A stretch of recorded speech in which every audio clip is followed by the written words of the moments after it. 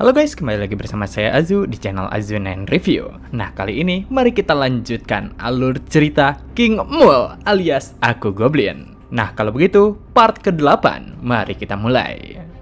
Cerita sebelumnya, ketika Emul melarikan diri dari hadapan Golem dan meninggalkan Catherine kembali teringat dengan masa lalu kelamnya. Karena pada akhirnya, baik Emul dan semua orang sama saja, di mana tidak akan ada orang yang datang menyelamatkannya. Namun di saat Golem itu melancarkan tinjuannya, sebuah tebasan cepat langsung menghancurkan lengan Golem, di mana nyatanya itu merupakan kehadiran dari God. Dan NPC God itu kemudian berkata, jika Emul telah melakukan kerja yang bagus, jadi saat ini dirinya akan mengurus sisanya. Melihat sosok God, Emul tentu saja terkejut karena kenapa ia bisa ada di sini. Namun dirinya mulai kembali teringat jika sepertinya quest yang dirinya dapatkan merupakan quest yang mustahil diselesaikan oleh player. Jadi memang jika quest semacam ini sering muncul di berbagai game. Bahkan dari awal misi mengalahkan Golem sudah dirancang untuk gagal, di mana inti Golem yang dimaksud pasti tidak pernah ada. Dan semakin Golem itu dikalahkan, ia akan semakin kuat. Jadi, meski player mencoba dengan nekat untuk melawannya, ujung-ujungnya mereka pasti akan kalah ketika berhadapan dengannya. Di mana selanjutnya, seorang NPC pemberi misi akan muncul sebagai pahlawan kesiangan. Bahkan, meski sebelumnya Emul telah mendapatkan pukulan dari Golem level 50, ia tidak merasakan rasa sakit. Jadi memang benar jika sistem misi ini sengaja dirancang untuk mencegah hal buruk. Dan karena NPC God telah muncul, sepertinya Emul hanya bisa mengandalkan kehadirannya. God yang bersiap untuk menghadapi Golem, dirinya langsung menerjang untuk memberikan tebasan kuatnya. Namun di saat Emul berharap kepadanya, sebuah ledakan langsung terjadi di belakangnya, di mana karenanya itu membuat Emul terkejut. Karena apa yang sebenarnya terjadi adalah God yang terlempar dengan keras. Namun meski begitu, God berkata jika serangan ini belumlah cukup untuk pemanasan, yang mana akhirnya ia kembali menerjang ke arah si Golem. Tapi lagi-lagi God terpental dengan keras, di mana di saat Emul memperhatikan statusnya, ia benar-benar terkejut karena ternyata God hanya berada di level 70. Melihat level God yang ada di level 70, itu artinya level Golem yang normalnya hanya akan meningkat ke level 40 sampai 60. Jadi ketika player level rata-rata gagal, God akan menghadapinya dengan penuh kekuatan. Tapi situasi kali ini, Golemnya telah naik level hingga ke level 170, di mana itu semua ulah dari Gibo yang terus menghajar Golem tanpa ampun. Dan karena skenarionya terhenti, God pun akhirnya mengulang-ulang dialog terakhirnya, di mana ia tetap bertekad untuk menyelesaikan si Golem. Di saat Emul memperhatikan seluruh kejadian itu, ia mulai berpikir, apa mungkin inti Golem telah muncul? Karena tidak mungkin Golem akan hancur jika intinya tidak ada. Yang mana di saat Emul memperkirakannya, si dewa NPC goblok kembali menerjangnya. Bahkan dengan penuh keberanian, ia bersiap untuk menusuk si Golem. Namun di saat ia meluncur, sebuah batu kecil melesat bersamanya. Hingga akhirnya serangan itu menimbulkan damage penuh terhadap si Golem. Karena apa yang sebenarnya terjadi jika Emul mengerahkan si Gibo untuk menggunakan skill lempar batu. Dari serangan tersebut, akhirnya Golem raksasa berhasil dikalahkan. Dan si dewa berkata, jika ini semua belum cukup untuk pemanasan, bahkan jika dirinya tidak datang, pasti Emul akan mati di tangannya. Jadi yang terpenting semuanya berhasil selamat. Yang mana dari perkataan itu, Emul mulai memperhatikan Catherine. Karena nyatanya Catherine tidak terkena dampak dari serangan si Golem. Singkat waktu, terlihat baik Emul dan Catherine mengikuti si God keluar dari dungeon. Namun meski begitu, Emul benar-benar sangat kesal karena situasi canggung macam apa yang sedang terjadi kepadanya. Terutama saat ini, dirinya bahkan terlihat jauh lebih buruk daripada Catherine yang sebelumnya pernah mengkhianatinya. Tapi setidaknya, si NPC God cukup cerewet. Jadi itu sedikit mengurangi kecanggungan yang ada. Tapi karena mereka berhasil kembali ke kota, God pamit kepada Emul karena tentu saja misi miliknya berhasil diselesaikan. Dengan kembalinya si God, sebuah tanda seru kembali muncul di kepalanya, dan Emul merasa jika orang itu benar-benar gila. Tapi masalahnya, karena God telah kembali, kecanggungan menghampiri dirinya, yang mana setelah Emul merendahkan dirinya, ia berkata jika dirinya mengaku salah atas tindakannya. Tapi secara tiba-tiba, seorang kesatria langsung muncul di hadapan Emul dan Catherine, serta ia berkata jika ternyata Catherine memang telah sadar. Melihat kehadirannya, Emul tentu saja terkejut karena siapa sebenarnya pria itu. Terutama jika dilihat dari equipmentnya, jelas sekali jika Emul dan pria itu jauh berbeda. Karena sepertinya ia lebih dari sekedar orang kaya atau seorang player elite. Sedangkan Catherine yang melihatnya, ia menjadi sangat ketakutan karena sosok pria yang ada di hadapannya merupakan ayahnya. Dari itu jugalah Han Gimon berkata jika dirinya sudah mengetahui tentang Catherine yang sadar ketika ia mulai kejang-kejang, di mana dirinya ini siang malam selalu mengkhawatirkannya. Tapi ia mengira jika Catherine akan berubah setelah beranjak dewasa. Namun nyatanya ia masih suka bermain-main seperti ini. Jadi karenanya Han Gimon berterima kasih kepada Emul karena telah menjaganya dengan baik, di mana berkat bantuannya Catherine bisa kembali bangun. Jadi harapan dirinya benar-benar terkabul. Jadi sebagai balasannya, ia akan memberikan Emul imbalan yang pantas, yang mana setelah mengatakan hal itu, ia memerintahkan Catherine untuk segera pulang. Dari apa yang terjadi, Emul mencoba menahan rasa kesalnya. Karena jika Catherine ingin pergi, setidaknya ia lampiaskanlah amarahnya di saat ditinggalkan di dungeon sebelumnya. Jangan malah memasang ekspresi seakan pasrah menghadapi kematian. Karena kenapa dirinya malah diam saja dan tidak mengatakan, "Tolong selamatkan aku seperti sebelumnya." Meski Emul juga menyadari jika dirinya melakukan kesalahan karena telah kabur, tapi kali ini dirinya berpikir jika mungkin saja dirinya bisa menyelamatkan Catherine sepenuhnya.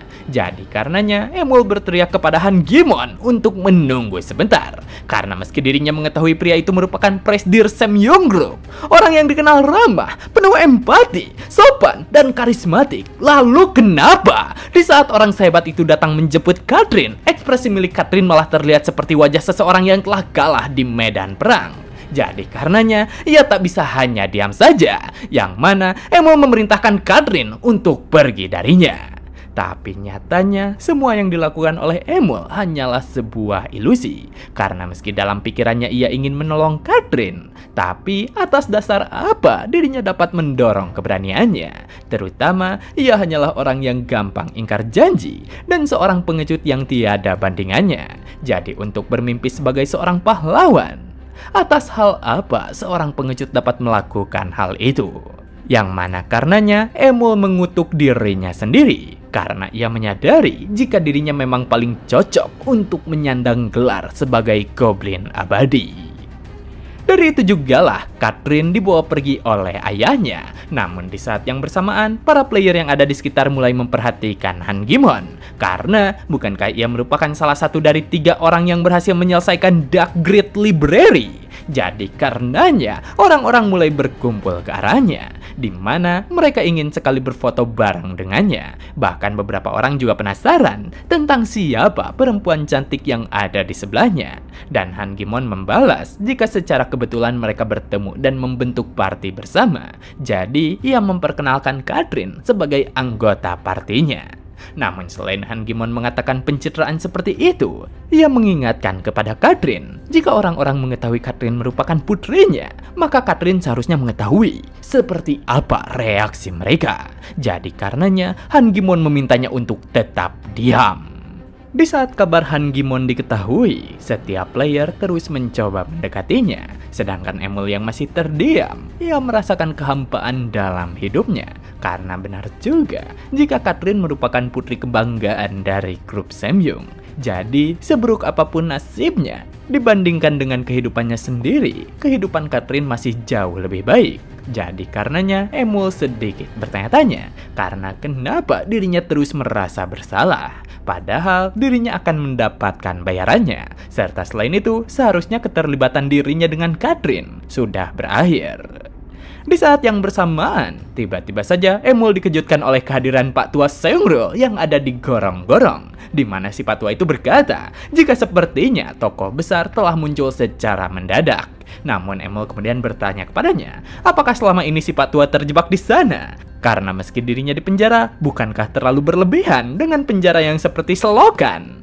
Dan si Pak Tua membalas jika ini bukan seperti selokan, melainkan memang selokan yang asli. Karena meski dirinya telah tertangkap penjaga, ia sempat melarikan diri dan bersembunyi di sana. Jadi tempat itu tidak sepenuhnya buruk. Bahkan ada hal-hal yang bisa dirinya lihat dari sana yang tidak dapat dilihat dari luar.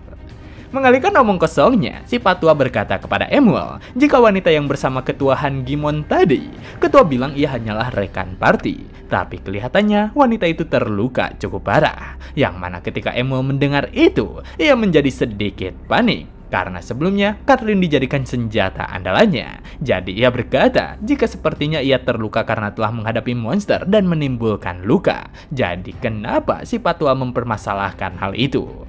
Dan si Pak Tua lanjut berkata, jika rasa sakit di dalam Heavensdoor hanya diterima lewat sinyal dari otak, jadi tubuh player takkan mendapatkan luka ataupun memar. Juga ia memberitahukan kembali, jika dari bawah sana dirinya bisa melihat pemandangan yang sulit terlihat, seperti halnya melihat paha wanita. Tapi di tubuh wanita itu ada bekas luka kekerasan fisik.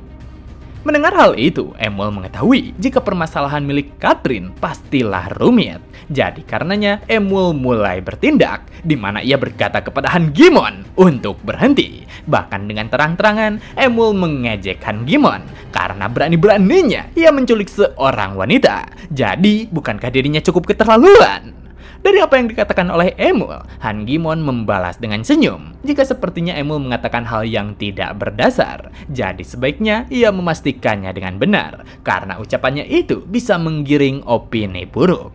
Namun mendengar elakan darinya, Emul kembali mengejeknya. Bahkan ia lanjut berkata, bukankah Han Gimon merupakan presiden perusahaan besar? Jadi, apakah dirinya pikir ia kebal akan hukum? Terutama perempuan yang sedang dicoba dibawanya. Ia merupakan pacarnya. Bahkan Emul juga memberitahukan jika mereka berdua telah melakukan iclik-iclik seperti layaknya pasangan sejati.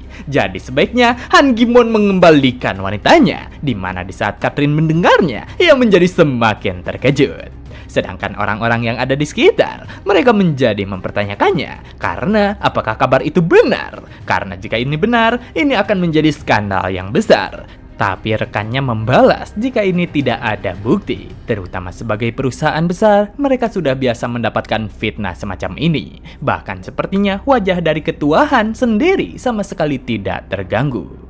Han Gimon yang ada di sana, ia berkata kepada Emul jika sepertinya ia salah orang. Jadi karena itu Han Gimon meminta maaf kepadanya, terutama saat ini dirinya sedang terburu-buru.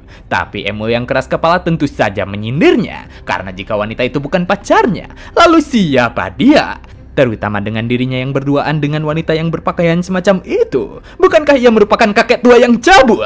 Yang mana dari perkataannya, Emul berhasil menggiring opini publik. Bahkan mereka merasa jika situasi ini cukup aneh. Terutama kenapa juga seorang presiden perusahaan besar malah berduaan dengan seorang wanita muda. Bukankah ini tidak ada bedanya dengan selingkuh? Tapi Han Gimon tidak mempedulikannya, serta berkata jika dirinya tidak perlu meladeni orang yang mengatakan omong kosong. Yang mana akhirnya ia berencana untuk pergi dari sana. Namun secara tiba-tiba, seorang pria berjas rapih datang ikut campur pada drama tersebut, di mana orang itu berkata, sebagai seorang Patrick Seungrul, kepala pelayan andalan grup Samyung, dirinya sangat senang ketika mendengar kabar Nona Catherine, sang calon penerus Samyung Group, berhasil sadar. Jadi karenanya, ia dengan terburu-buru menempuh perjalanan jauh untuk datang menjemputnya. Di mana dengan penuh hormat, Seungrul menjabat tangan Nona Catherine serta berkata, sebagai masa depan grup Samyung, dirinya menyambut kembali kehadiran Nona Catherine.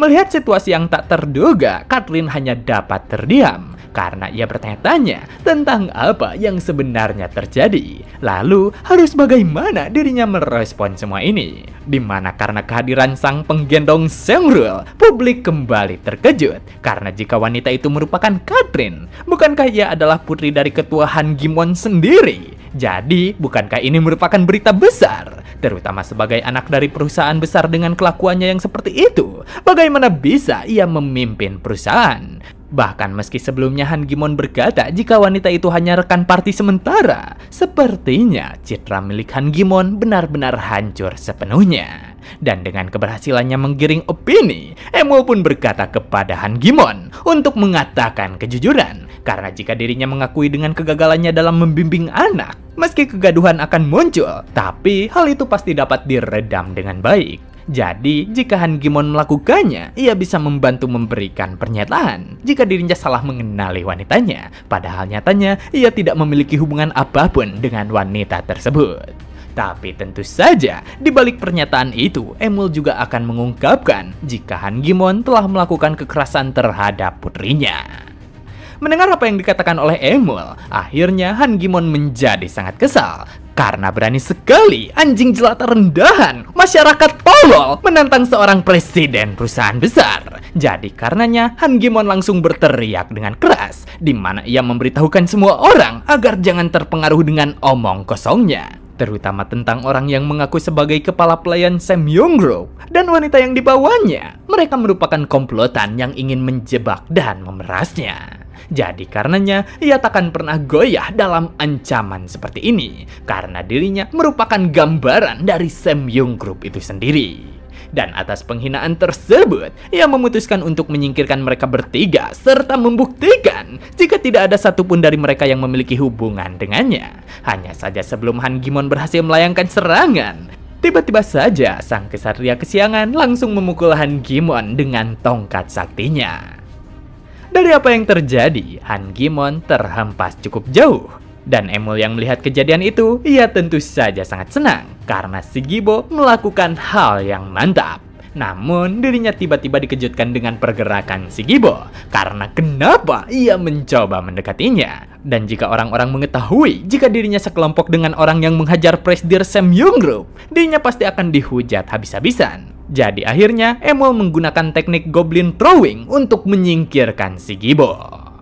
Dengan si Gibo yang terlempar ke langit, Emul bertanya kepada setiap orang tentang siapa orang itu. Karena kenapa sosok tersebut ingin menyerangnya? Apa mungkin ia gila? Dimana karenanya orang-orang yang ada di sana tentu saja bertanya-tanya karena apa yang sebenarnya terjadi. Apa mungkin seorang kesatria telah mengalahkan sang Night King dalam satu serangan? Jadi apakah sosok itu benar-benar terbang ke langit? Yang mana dari perkataan orang-orang, Emul pun memanfaatkan kesempatannya untuk mendekati Katrin serta berkata kepadanya untuk bangun dan sadarkan diri. Meski Emul memintanya untuk bangkit, tiba-tiba Katrin malah berteriak kesal karena dirinya tidak ingin dipegang oleh Emul. Bahkan ia bertanya, apa pentingnya Emul? Karena jika dirinya tak berniat untuk menyelamatkannya, sebaiknya Emul berhenti peduli atas keselamatannya seperti sebelumnya. Dan Emul yang kesal dengan situasi tersebut, ia berkata kepada Katrin untuk jangan menyuruh orang seenaknya. Karena baik peduli atau tidak, itu semua terserah pikirannya. Jadi, apakah Katrin sedang menunggu pangeran berkuda putih? Yang mana sebaiknya ia bangun dari mimpinya? Karena kehidupan ini bukanlah kisah dongeng milik putri kerajaan, melainkan tempat yang dipenuhi dengan sampah-sampah seperti dirinya. Tempat yang kejam dan tidak memiliki empati terhadap siapapun. Bahkan jika Katrin tidak mengetahui sejahat apa tindakan ayahnya, saat ini, hanya saat ini, secara kebetulan ia telah dihukum oleh langit. Jadi, jika Katrin tidak mengambil kesempatan untuk bangkit dan menghadapi dunia, para Hyena ganas pasti akan menerkamnya kembali. Terutama, bukankah dirinya sendiri pandai mengkhianati orang lain? Jadi sebaiknya Katrin berhenti berlutut dan memohon seperti itu.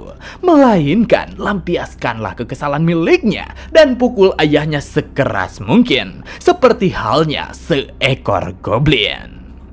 Setelah Emul mengatakan hal itu kepada Katrin, dirinya berteriak kepada setiap orang. Jika orang yang ada di hadapannya bukanlah kekasihnya, jadi apa yang sebelumnya dirinya lakukan benar-benar memalukan. Yang mana setelahnya, ia pun langsung kabur dari kumpulan orang-orang. Sedangkan Catherine, dirinya hanya dapat terdiam dengan kepergian dari Emul. Namun sepertinya ia sudah sedikit tenang, di mana di saat yang bersamaan, si Patua Seongrul yang masih ada di sana, ia memandu Catherine untuk bangkit, serta berkata, jika nona muda memiliki hal yang ingin dirinya katakan, sebaiknya katakan sekarang, karena saat ini merupakan waktu yang tepat. Yang mana setelah ia menggenggam tangan si Patua Seongrul, Catherine mulai menatap dunia secara berbeda, serta selanjutnya ia mulai mengatakan seluruh kehidupannya. Dengan pengakuan dari Catherine, saat ini dunia diguncang oleh berita Han Gimon. Karena saat itu Catherine mengatakan jika ia merupakan putri Han Gimon, serta ia juga mengungkapkan selalu menderita kekerasan rumah tangga sejak masih kecil. Meski awalnya ada kecurigaan jika player wanita yang ada di dalam game itu hanyalah seorang penipu, tapi saat bukti identitasnya diunggah ke sosial media pribadinya, keraguan itu berubah menjadi bukti nyata dan menyebar seperti api. Dan sebagai hasilnya, reputasi Samyang Group dan harga sahamnya langsung terjun payung. Sedangkan Han Gimon secara tiba-tiba ia mengaku sakit, tapi paling juga ia hanya sedang berpura-pura. Jadi dengan berita tersebut, saat ini Emul hanya dapat tersenyum, karena sepertinya ini merupakan akhir bahagia bagi Catherine. Tapi bagaimana bisa dirinya tidur nyenyak ketika berita itu tersebar? Karena bagaimana jika si Patua gila itu secara tiba-tiba menyewa pembunuh untuk menyingkirkan dirinya? Dan si Patua Seongrul yang ada di hadapannya, ia berkata kepada Emul untuk tetap tenang ketika berada di dalam restoran. Mendengar balasan pasif seperti itu, Emul tentu saja menjadi kesal, karena seharusnya si Patua memperhatikannya dengan baik, di mana si Patua memberitahukan jika foto Emul yang bersih tegang dengan Han Gimon sudah menyebar kemana-mana. Tapi jika suatu hal terjadi kepada Emul ketika posisi Samyang Group sedang digoncang masalah, menurutnya siapa yang akan dicurigai oleh publik terlebih dahulu? Di mana dengan cepat Emul berkata jika seharusnya itu adalah Seongrul, namun Seongrul membalas jika yang akan dicurigai adalah Han Gimon. Meski Seongrul mengatakan hal tersebut, tapi tetap Emul tidak dapat menahan perasaan sedihnya karena dirinya terlalu ceroboh dengan berani untuk melawan korporat. Bahkan ia tidak mendapatkan bayaran yang dijanjikan. Jadi ia merasa menyesal dengan tindakannya. Namun Seongrul berkata kepadanya, jika apa yang Emul lakukan jauh lebih bernilai daripada uang apapun, jadi sebaiknya ia percaya pada kata-katanya. Hanya saja Emul membalas jika dirinya lebih baik percaya besok kiamat daripada percaya pada kata-katanya. Tapi mengalihkan hal itu, Emul sedikit penasaran karena Seongrul benar-benar berdandan seperti pelayan sungguhan. Jadi ia bertanya dari mana dirinya mendapatkan kostum itu. Dan Seongrul membalas dengan tenang jika tentu saja ia mendapatkannya dengan cara mencuri. Yang mana di saat Seongrul mengatakan hal itu, seorang penjaga langsung datang dan membawanya pergi. Di saat yang bersamaan, tiba-tiba saja Emul mendapatkan sebuah panggilan, di mana mengetahui jika itu si pelayan Catherine, Emul menjadi sangat panik, karena apakah dirinya merupakan suruhan dari Samyang Group? Dan si pelayan membalas untuk jangan menyebut orang seperti itu, terutama maksud dengan menghubunginya, karena ia ingin berterima kasih, di mana Emul telah membantu nona muda untuk sadar, serta ia tak pernah membayangkan jika nona muda telah melalui hal seperti ini. Padahal meski dirinya sudah melayaninya selama bertahun-tahun, ia tidak menyadari adanya kekerasan rumah tangga. Mengetahui jika si pelayan bermaksud untuk berterima kasih, Emul bertanya kepadanya, dengan sesuatu yang hebat telah terjadi, bukankah seharusnya ia memberikan hadiah material yang pantas? Di mana si Patua itu, ia benar-benar pelit. Bahkan meski ada kesalahpahaman, bukankah ia tidak seharusnya mengusir secara paksa dan tidak memberikannya bayaran? Dan si pelayan pun meminta maaf kepada Emul karena dirinya tidak bisa memberikan bayaran. Bahkan saat ini dirinya bukan lagi bagian dari Samyang Group. Mendengar hal itu, Emul sedikit mengejeknya karena apa mungkin si pelayan telah menjadi pengangguran. Padahal dirinya saja sudah terlalu cemas untuk tidur. Jadi bagaimana bisa si pelayan melayani si putri yang mengkhianati ayahnya dengan baik? Terutama kenapa ia yang merupakan satu-satunya orang yang bisa menjaganya malah keluar dari pekerjaannya. Di mana si pelayan pun membenarkan hal itu jika apa yang dikatakan oleh Emul merupakan kenyataan.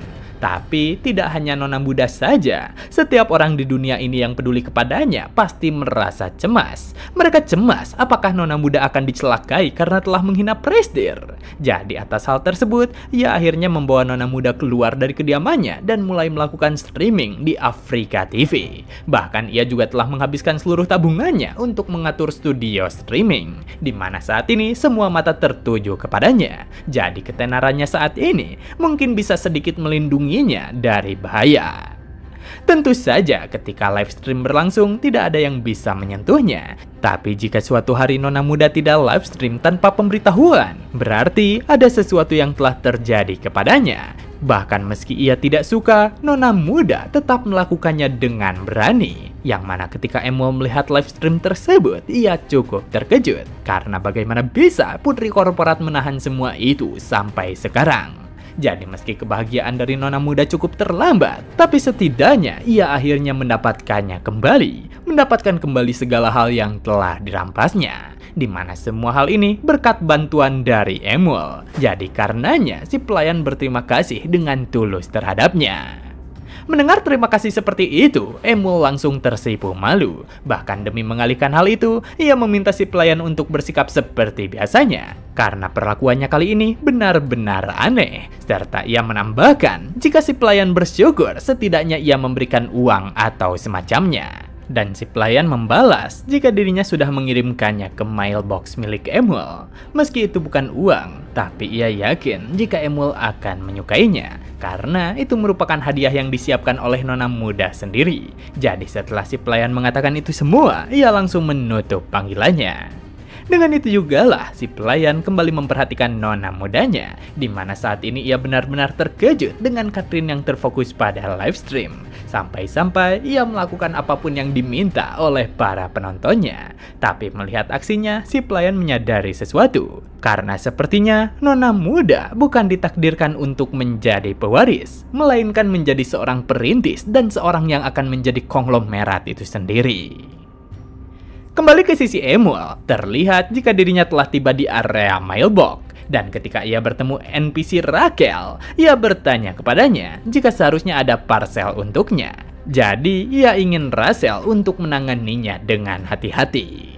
Mendengar hal itu, Rachel membalas jika item yang dikirimkan bagi Emuel sudah dirinya simpan dengan aman. Jadi karenanya, ia akan segera membawakannya. Namun di saat Rachel kembali ke hadapan Emuel, dirinya berubah menjadi sangat kejam. Sampai-sampai ia bertanya kepadanya. Berani sekali Emuel menyuruh-nyuruh dirinya. Karena nyatanya, benda yang dipegang Rachel merupakan item terkutuk. Bahkan hanya dengan menyentuhnya, itu akan membuat seseorang kehilangan akal sehat. Di mana benda yang diberikan oleh Catherine itu merupakan item rare. Bloodworm Whips, senjata eksklusif untuk para summoner. Sebuah cambuk yang dibuat dengan memproses dan merajut kulit Bloodwing yang bersimbah darah. Tapi meski Emuel cukup senang, ia sedikit waspada. Karena apa maksud dengan keterangan terkutuk?